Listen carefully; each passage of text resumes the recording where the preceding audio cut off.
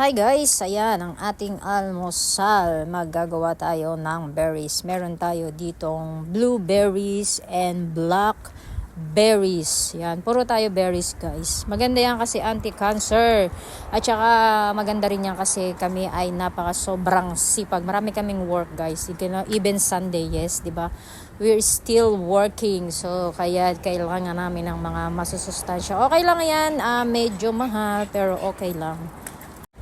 Yan, gagawin natin siyang smoothie. Nilagyan ko siya ng pure honey guys. Tapos konting water. Yan. Para sa ating smoothie for today.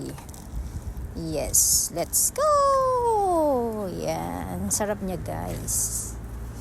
Masarap yan. Basta berries, favorite ko yan. Favorite ko lahat ng berries. Tapos gagawa tayo dito ng ating breakfast.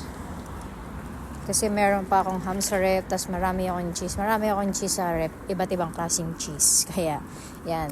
Kailangan natin yung gawa ng paraan. Dahil ayokong masayang, ayokong magtapon. Ham yan, guys. Yan. Diba? Sarap yan. Yan. Tapos natin. Yan, medyo napaso tayo dyan. Pero okay lang yan. Carry lang yan. Basta ang importante, masarap ang ating pagkain. Yan. Bigyan natin siya ng ganyan. Stay natin ng kamatis. Chopped tomatoes. Yan, chopped tomatoes yan. Diba?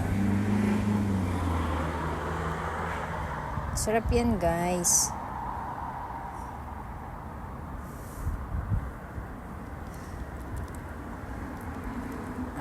Tapos, yan, parmesan yan. Parmesan cheese. Tapos, lalagyan ko pa yan siya ng ng another cheese. Cheddar cheese yung nilagay ko, guys.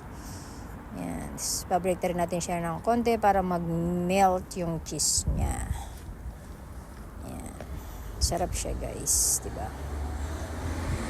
Yummy, yummy. Oy, sumilip pa si Mayora.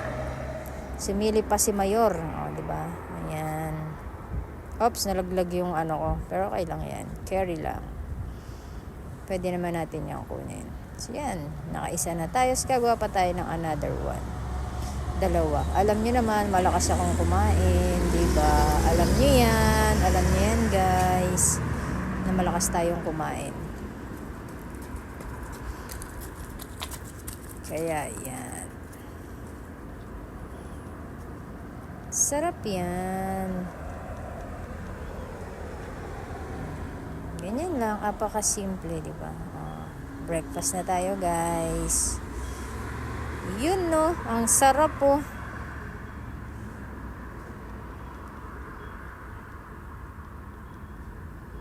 Yes. Sarap yan. Laki, di ba? Lakas kong kumain. Thank you for watching, guys.